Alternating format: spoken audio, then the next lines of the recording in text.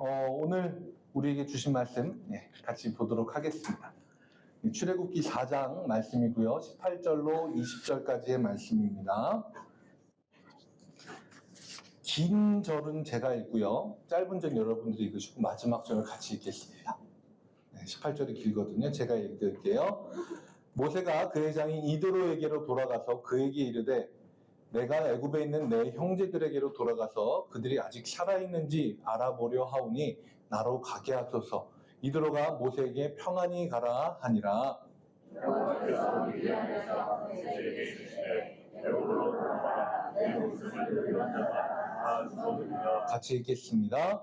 모세가 그의 아내와 아들들을 나귀에 태우고 애굽으로 돌아가는데 모세가 하나님의 지팡이를 손에 잡았더라. 아멘. 오늘은 믿음의 전진, 3월달은 계속 믿음의 전진 시리즈인데요. 계약이 아닌 언약이라는 제목으로 출애굽기 4장의 말씀을 함께 나누도록 하겠습니다. 지난 시간에 나눴던 이야기를 짧게 정리하고 그리고 오늘 말씀을 볼 텐데요. 제가 설교 말씀을 준비하다가 제 설교에 저도 모르게 자리 잡고 있는 패턴들이 있더라고요. 그건 뭐냐면 항상 지난 시간에 나눴던 말씀을 정리를 하고 그리고 마지막에 말씀을 정리를 오늘 나눈 말씀을 다 정리를 해서 또 짧게 말씀을 드리고 하더라고요. 제가 그래서 왜 나한테 이 패턴이 자리가 잡혔을까 생각을 해보니까 제가 학교 선생님 출신이잖아요. 그러니까 지난 시간 복습을 하고 이번 시간 진도를 나간 다음에 마지막에 정리를 하고 다음 시간에 또 다음 시간에는 요거 이렇게 요 패턴이 저한테 자리 잡고 있더라고요. 근데 저 나름대로는 괜찮은 것 같아요. 괜찮으시죠? 네. 지난 시간에 모세에게 보여주신 세 가지 기적이 아닌 표적에 대해서 이야기를 나눴습니다. 그래서 첫 번째 지팡이가 뱀으로 변한 것은 모세에 대한 하나님의 표적이었고, 두 번째 손이 나병에 걸렸다 나은 일은 이스라엘을 향한 표적이었고, 세 번째 나일 강물이 피로 변할 것, 이것은 애굽을 향한 표적이었습니다. 그런데 모세는 사람들이 자기 말을 듣지 않을 것이라고 하는 두려움에 사로잡혀서 하나님이 주시는 사명을 자꾸 거부를 했죠. 그런데 하나님은 그냥 단순한 기적이 아니라 표적, 말 그대로 그 명확한 대상을 가지고 보여주시는 기적을 통해서 모세에게 너의 사명이 이거니까 이 사명에 충실하고 응답해라 하고 두려움에 쌓여져 있던 모세를 계속 믿음으로 이끌어내시는 이게 지난 시간의 내용이었습니다. 하나님은요 참 친절하신 분이세요. 제가 왜 그렇게 이야기하냐면요, 그냥 있는 그대로 말씀드리자면 하나님이 모세라고 하는 사람이 굳이 없어도 이스라엘 백성을 이집트 바깥으로 해방시킬 수 있으셨을까요? 없으셨을까요? 충분히 있으십니다. 그리고 이 비슷한 말로 하나님은 사도행전의 제자들에게 성령을 부어주시는 사건이 없이도 온 세상을 다 하나님이 살아계신다라고 하는 것을 보여주실 수 있으실까요? 없으실까요? 있으십니다. 하나님은요, 유명한 신학자가 이야기했어요. 독일의 루돌프 볼트만이라고 하는 신학자가 얘기했는데 이런 얘기하면 어렵잖아요. 근데 요 학자 얘기 쏙 빼고 유명한 학자가 뭐라고 얘기했냐면요, 우리 없이 세상을 창조하신 하나님은요 우리와 함께 세상을 구원하기 원하신다라고 이야기해요. 하나님이 세상을 구원하시는 그 놀라운 일에 우리를 그냥 껴주고 싶어 하시는 거예요. 우리가 하등 도움이 안 돼도 오히려 우리가 들어가는 게 마이너스처럼 느껴져도 하나님은 그래도 우리랑 함께 하고 싶어 하신다는 거예요. 제가 왜 그럴까를 생각을 해봤거든요. 저는 T예요. 완전 대문자 T거든요. 대문자처럼 생겼잖아요. 크게 생겼잖아요. 그래서 제가 굉장히 이성적인 사람이고 효율성을 굉장히 중요하는 사람이에요. 중요하게 여기는 사람이에요. 그런데 제가 하나님도 효율성을 생각을 하시면 우리가 필요 없이 그냥 하나님이 말씀 한마디면 딱 모든 사람들을 구원하실 수 있을 텐데 굳이 왜 우리랑 이걸 같이 하고 싶어 하실까? 그런데 제가 제 어린 아들, 그 아들하고 한번 이 실내 야구장에 간 적이 있어요. 근데 공이 생각보다 빨리 날아오더라고요. 근데 저는 제가 예전에 사회인 야구를 좀 했었거든요. 네, 포수 잘 어울리셔요. 네. 근데 저는 그게 하나도 안 무서웠어요. 근데 아들이 좀 무서워하길래 제 헬멧을 벗어서 씌워주고 가서 배트를 같이 잡고 휘둘렀어요. 거의 99%는 제 힘으로 휘둘렀고요. 아들은 거기에 손만 얹고 있었거든요. 근데 이게 딱 맞으니까 얘가 자기가 친 것처럼 엄청 좋아하는 거예요. 지금보다 그때가 훨씬 더 어렸어요. 근데 제가 마이크를 바꿀게요. 얘가 자꾸 나가서 안 될 것 같아요. 제가 그리고 나서 제가 스스로 깨달으면 어떻게 뭐냐면 제가 99% 힘으로 이 야구공을 친 거 하나도 저한테는 안 중요해요.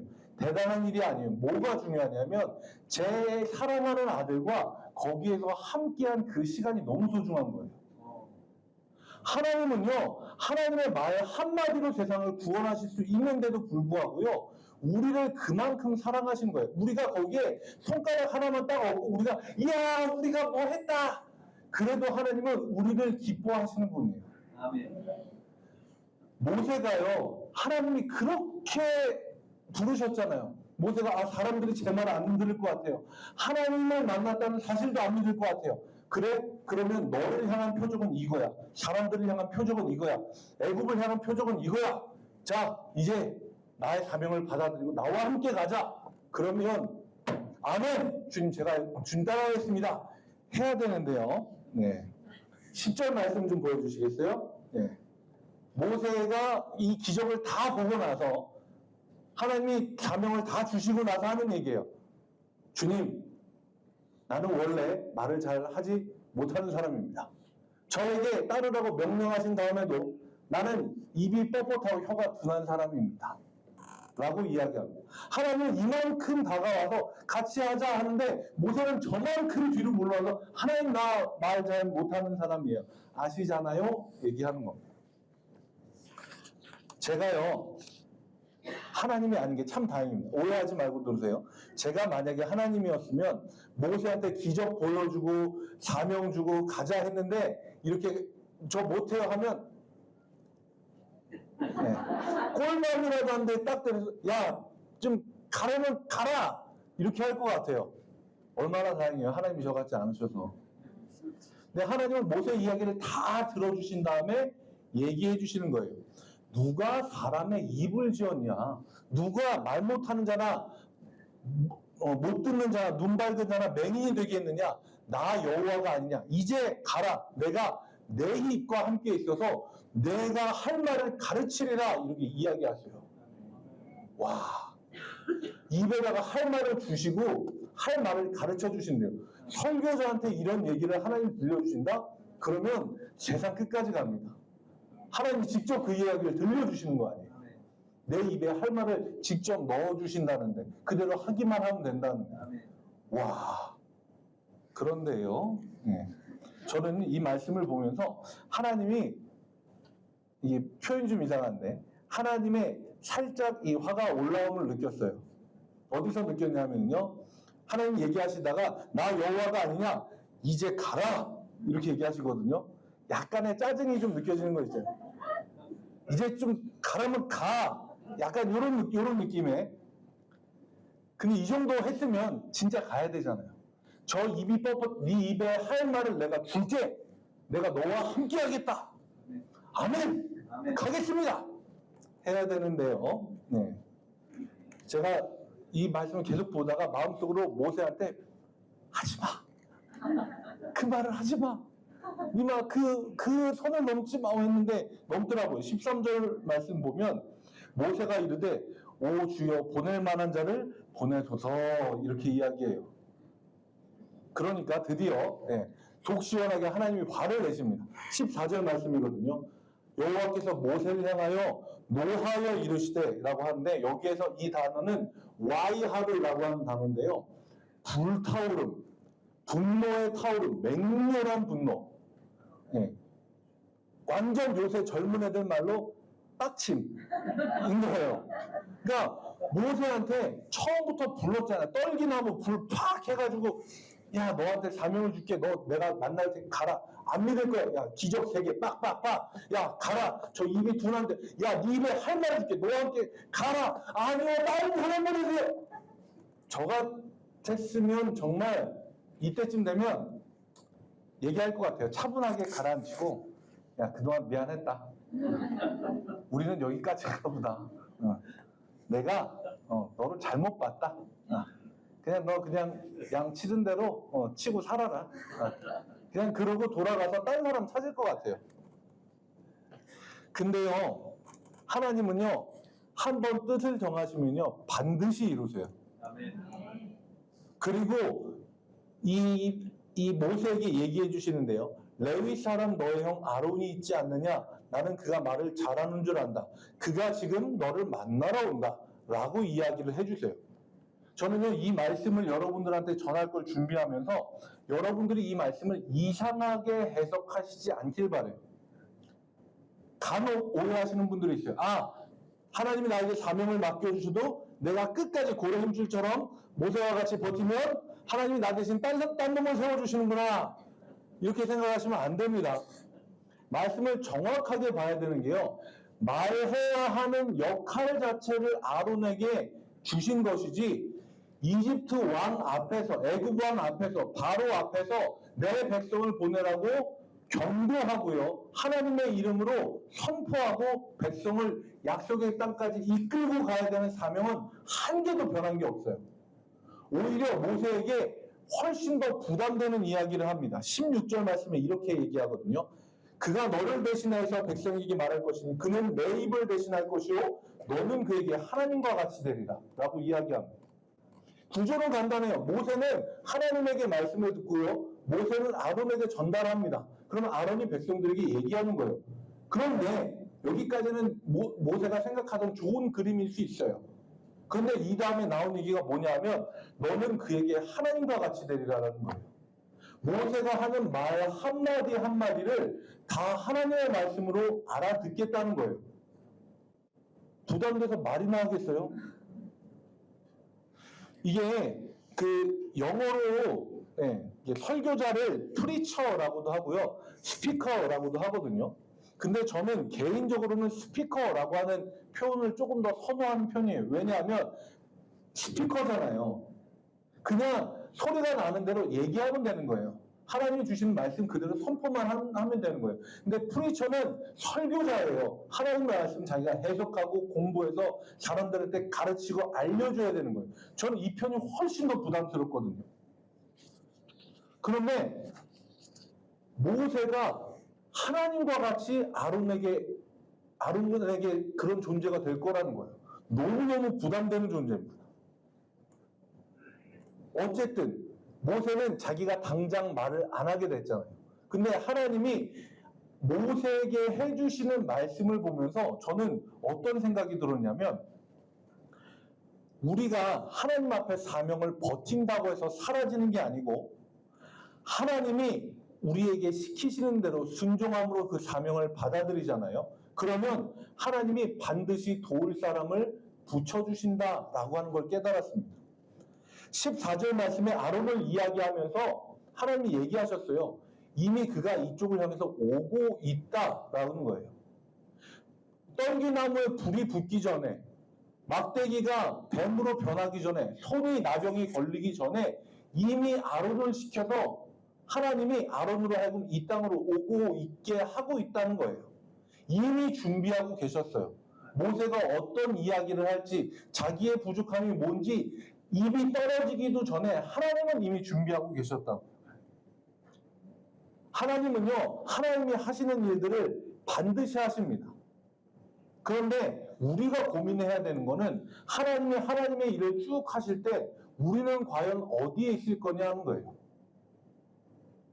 아론처럼 미리 준비해서 하나님이 부르시면 거기가 내가 살던 곳이 아니라 미디안 땅이라고 하는 낯선 곳이라도 우선 출발하는 사람이 될 건지 아니면 내 눈앞에서 모세에게 보여주신 것처럼 기적이 나타나고 정말 놀라운 하나님의 역사가 나타나는데 그런데도 계속해서 뒤로 물러서는 뒷걸음질 치는 사람이 될 건지 하나님의 일을 하실 때 저는 이 자리에 계신 장자 1교회 성도 여러분들은 제발 아론과 같이 하나님의 말씀 한마디면 낯선 땅이라도 두려움 없이 나아가는 여러분들이 되시길 축복합니다. 아멘. 하나님이 내가 아론까지 예비해 뒀다 이야기하니까 그제서야 모세는 사명을 받아들여요. 그리고 나서 그동안 몸을 의지해서 살아왔던 장인에게 이별을 고하고 그리고 이제 내 형제들이 애굽에 잘 살아있는지 보겠습니다 하고 작별을 하고 가족들을 데리고 떠나죠. 지도를 잠깐 보여주시겠어요? 뒤에 계신 분들 잘 안 보이실 수 있는데 여기가 시내산, 말 그대로 하나님과 모세가 만났던 곳이에요. 양을 치러 원래 살던 미디안 땅에서 이쪽으로 건너왔다가요. 여기서 하나님을 만나고 미디안 땅으로 넘어가서 장인에게 이별을 고하고 그리고 나서 다시 이제 저기 고센 땅, 애굽 땅을 향해서 가는 거예요. 그런데 여기 미디안 땅 끄트머리 여기쯤 왔을 때 아마 여기 홍해 끝자락 여기 이렇게 건너가는 요쯤에서 하나님이 이야기를 하시는데요. 어떤 이야기를 하시냐면 이제 애굽으로 들어가라. 내 목숨을 노리던 자가 다 죽었다 라고 이야기하시거든요. 그런데 저는 이 모습을 보면서 여러분도 아마 똑같은 생각을 하신 분들이 계실 거예요. 신약 성경에서 비슷한 장면이 나와요. 모세가 처음에 태어났을 때 아이들을 죽이잖아요. 그때 장면이 있었어요. 신약 성경에도 똑같이 예수님 태어나셨을 때. 그쵸? 그리고 그때 요셉이 마리아를 데리고 예수님을 데리고 애굽으로 피했다가 거기에서 있는데 하나님이 요셉에게 나타나셔서 이야기를 해요. 아기의 목숨을 노리던 자들이 다 죽었으니 다시 고향으로 돌아가라. 그런데 모세가 미디안 땅에서 가족들 데리고 애굽 땅 끄트머리, 이제 미디안 땅 끄트머리 와서 여기에서 애굽으로 들어갈까 말까 고민하는 그 타이밍에 하나님이 얘기해 주시는 거예요. 애굽으로 들어가라. 내 목숨을 노리던 자가 다 죽었느냐. 똑같은 장면이 모세에 있던 이 출애굽기랑 그 다음에 신약 성경에 똑같이 재현이 되는 거예요. 저는 이거 보면서 성경이 너무너무 재밌다고 생각을 했어요. 저 혼자만 그렇게 생각한 것 같긴 하지만 네. 아마 서로 다 다른 사람들이 썼을 거고요. 휘어진 시기도 1000년 이상의 차이가 나는데 서로가 이렇게 맞아 떨어지는 거는 이거는 글로 사람들이 남겨서 이거를 1000년 후에 꼭 비슷한 모양으로 써주세요 한다고 해서 될 일이 아니잖아요. 하나님이 하신 거예요. 아멘. 잠깐 얘기가 딴 데로 갔는데요. 네. 이제 여기 미디안 땅 끄트머리 이제 조금 넘어가면 이제 애굽으로 넘어가려는 그 타이밍에 정말 멋있는 성경 구절이 나오거든요. 20절 말씀 끝부분인데 좀 보여주시겠어요? 모세가 그의 아내와 아들들을 나귀에 태고 애굽으로 돌아가는데 너무 멋있잖아요. 모세가 하나님의 지팡이를 손에 잡았더라. 너무 멋있잖아요. 그 전까지는 자기가 양치던 지팡이였어요. 근데 이제 애굽 땅으로 들어가는데 무슨 지팡이를 들고 가요? 하나님의 지팡이. 전 이거 보면서 머릿속으로 그림이 그려지는데 너무 멋진 거예요.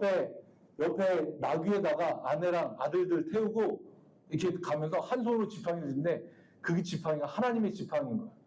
보이지 않지만 하나님이 거기 같이 잡고 끌고 가시는 그 모습이 그려지면서 너무 멋있는 거예요. 그래서 제가 마음속에 살짝 기대했잖아요. 이 다음 장면이 이제 바로왕 앞에 딱 서서 내 백성을 보내라! 이렇게 선포하는 장면이면 너무 멋있을 것 같은데 그렇지가 않아요. 여러분들이 성경 갖고 계신 분들은 이 부분을 보면서 굉장히 의문이 많이 드시는 부분이기도 하고 저도 처음 봤을 때 굉장히 고민을 많이 했던 부분이거든요. 24절부터 26절까지 말씀인데요. 보면은요. 지금 눈으로 보실 수 있는 분들은 좀 보셔도 좋겠어요. 모세가 가족들을 데리고 숙소에 머무는데 하나님께서 갑자기 모세를 죽이려고 하시는 거예요. 제가 처음에 이 24절을 읽고 내가 뭘 잘못 봤나 했어요. 여태까지 모세가 그렇게 안 강했다고 버티는 모세를 설득하고 표적을 일으키고 아론을 준비하고 해서 가게 했잖아요. 그런데 이집트 그 애굽 초입에서 이제 들어가기만 하면 되는데 거기에서 머무는 숙소에서 하나님이 모세를 죽이려고 하셨다는 거예요. 이해가 안 돼요. 아니 왜 여기까지 다 끌고 와서 왜 애굽 땅 앞에서 왜 이러실까? 제가 이거를 가지고 한참 고민하고 정말 많은 책들을 찾아봤거든요. 같이 좀 볼게요. 다음 거 좀 보여주시겠어요? 24절은 문제 상황이에요. 하나님이 여호와께서 모세를 죽이려고 하신다. 근데 26절은 해결됐어요. 여호와께서 그를 놓아주시니라. 해결이에요. 그러면 25절이 굉장히 중요한데요. 25절에서 그 문제가 되는 무언가가 해결이 됐으니까 정리가 되고 상황이 종료가 된 거잖아요. 25절 내용을 보면요. 모세의 아내 십보라가 돌칼을 가져다가 아들에게 할례를 행하고 그것을 남편의 발에다가 대면서 당신 내게 피난편입니다 라고 얘기한 게 전부예요. 그래서 성경만 보고 이걸 이해하기는 참 어렵습니다. 그래서 제가 여러 가지 내용들을 종합해서 말씀을 드릴게요. 모세는 미디안 땅에서 오랜 기간 살면서요, 장인 이드로, 이 이드로가 뭐 하는 사람인지는 아세요? 제사장이라고 성경에 나오거든요. 근데 우리가 생각하기에 하나님을 믿는 제사장은 아니에요. 왜냐하면 첫 번째 제사장은 광야에서 모세의 형 아론이 첫 번째 제사장이거든요. 그러면 이 장인 이드로는요, 이방신을 섬기는 제사장인 거예요. 그러면 모세는 그 집안에서 살면서요, 조금씩 이방 문화에 자기도 모르게 적응이 돼가고요, 거기에 조금씩 물들어갔어요. 그래서 학자들이 생각을 하고 추측을 한 게 뭐냐 하면 아마 첫 번째 아들 게르솜은 모세가 그동안 자기가 이스라엘 백성으로서 해왔던 대로 첫째 아들은 할례를 행했을 거다. 그런데 둘째 아들이 태어났을 때는 아마 이 문제를 가지고 아내인 십보라와 이야기를 하든지 부부싸움을 하든지 뭐 의견을 나누든지 해서 잘 안 맞아서 결국엔 그냥 모세가 양보하고 타협한 거죠. 굳이 할례를 행하지 않은 거예요. 왜냐하면요, 여기에서 보면 25절에 십보라가 아들을 할례를 행하는데 그 아들이라고 하는 표현이 아들이 둘인데 아들 한 명을 지칭하는 단수 표현이거든요. 그래서 아마 둘째 아들 엘리에셀이지 않을까라고 생각을 하는 거예요. 그러면 모세는요, 이제 이집트 땅으로 막 들어갈 거예요. 그곳은 바로와 우상들이 함께 있고요. 하나님과 모세가 한편이 되어서 전쟁을 해야 되는 영적 전쟁터예요. 그곳에 들어가기 직전에 하나님께서 모세에게 이렇게 행동하시는 거는요, 같은 편으로 같이 싸워나가기 위해서예요. 왜냐하면 같은 편에게 있어서 제일 중요한 건 뭐냐면 신뢰거든요. 나랑 함께 싸우는 전우, 이 사람이 나에 대해서 믿음을 줘야 돼요. 서로 믿지 않으면 같이 상대와 싸울 수가 없어요. 그런데 이 할례라고 하는 게요, 하나님과 이스라엘 백성 사이에 언약의 표징이자 신뢰의 상징이에요. 창세기 17장 11절 말씀 이거 보여주세요. 하나님이 이야기하신 거예요. 너희는 포피를 베어라. 할례를 행하라는 거예요. 이것이 나와 너희 사이에 언약의 표징이라고 이야기합니다. 그런데 그 중요한 할례를요, 모세는요, 이방 문화랑 적당히 타협하고 둘째 아들에게 행하지 않았어요. 우리가 그냥 생각해보면 그게 뭐가 그렇게 대단해? 라고 생각할 수 있는데요. 앞에는 전쟁터예요. 이방신과 하나님이 그리고 모세와 바로가 싸워야 되는 전쟁터입니다. 그 전쟁터를 앞두고 하나님이 모든 것을 다 온전하게 하길 원하셨던 거예요. 제가 영어를 잘 하지는 못하는데요. 영어로 계약은요, 컨트랙트라고 하고요. 언약은 커버넌트라고 하거든요. 근데 계약과 언약의 중요한 차이점이 있어요. 오늘 제목을 제가 그렇게 지은 이유이기도 합니다. 계약에 있어서 제일 중요한 거는요, 조건이에요. 조건. 조건이 달라지면요, 반응도 달라지는 게 계약이에요. 계약을 했어요. 내가 10원을 주면 나에게 10원 어치의 종이를 주기로 한 게 계약이에요. 그런데 조건이 달라졌어요. 내가 10원이 없어서 5원만 줘요. 그럼 이 사람은 10원어치를 준비했다가 나한테 줄 수도 있고 안 줄 수도 있어요. 왜냐하면 내가 조건이 달라졌기 때문에 그래요. 그런데 언약, 커버넌트는 뭐냐면요. 조건이 중요한 게 아니고 믿음이 제일 중요해요. 내가 당신과 약속을 했어요. 언약을 했어요. 계약이 아니라. 내가 10원으로 어치를 주면 나에게 거기에 맞는 종이를 주기로 했어요. 그런데 내가 이번 달에 돈이 없네. 어떡하지? 그러면 계약은 거기에서 파기 안 해도 돼요. 그래도 아무런 할 말이 없는데 언약은 그래? 다음 달에 뭐 20원 줘. 하고 주는 거예요. 이게 언약이거든요. 왜 그렇게 하겠어요? 믿으니까요. 믿음이 제일 중요한 거예요. 신뢰가 제일 중요한 거예요. 언약은 그런 겁니다. 하나님과 이스라엘 백성은요, 언약 관계였어요. 거기에서 제일 중요한 게 할례라고 하는 증거였고요.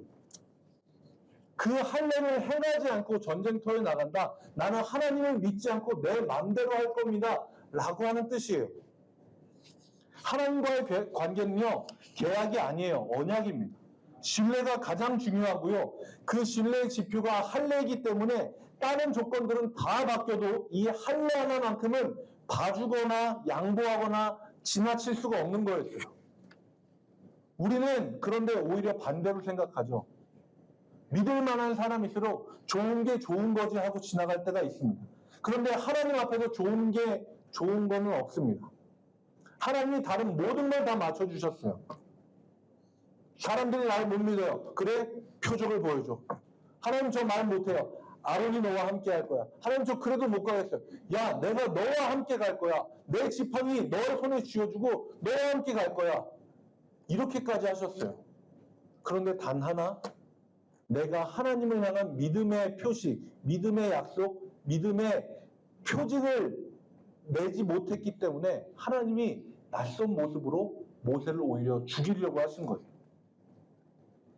아마 아내된 십보라는 남편과 이 둘째 그 할례 문제에 대해서 이야기를 나눴거나 그랬을 겁니다. 그러니까 하나님이 그런 낌새를 보이자 십보라가 주저하지 않고 가장 먼저 행동을 하죠.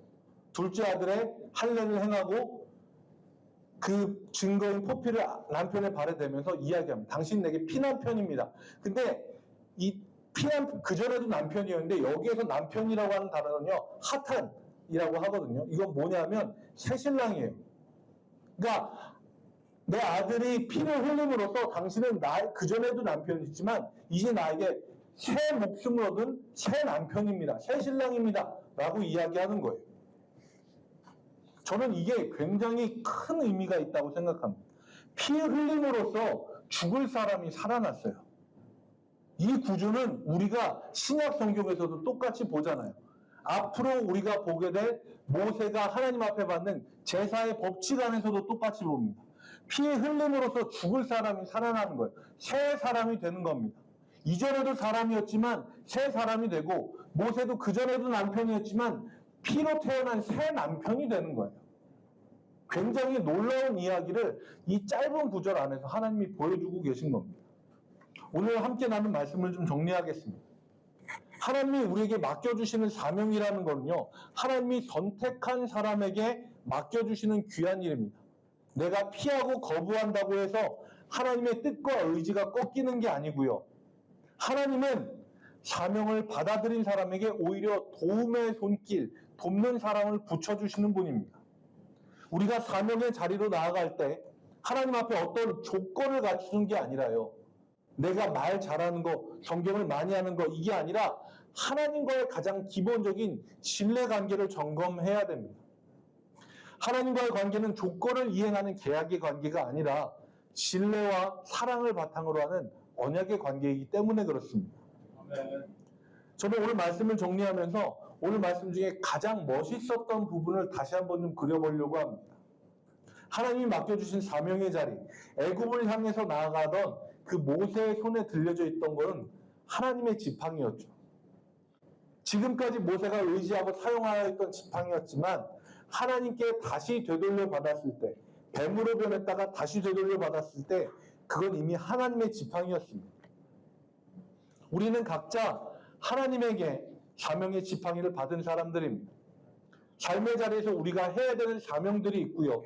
그 일을 할 때 내 힘으로, 내 기술로, 내 능력으로 하는 게 아니라 하나님의 지팡이를 들고 행하는 사람들이 되어야 합니다. 각자가 계시는 사명의 자리에서 하나님과 나의 신뢰관계가 올바로 서 있는지, 하나님의 일을 하시는데 나는 그 가운데 과연 어느 위치에 서 있는지 우리의 삶을 돌아보는 우리가 되기 원합니다. 우리를 향한 하나님의 사명의 자리, 그 변함없는 언약의 자리를 성실하게 지키며 쓰임을 받는 사명자 한 사람 한 사람들이 되시길 주님의 이름으로 축복합니다.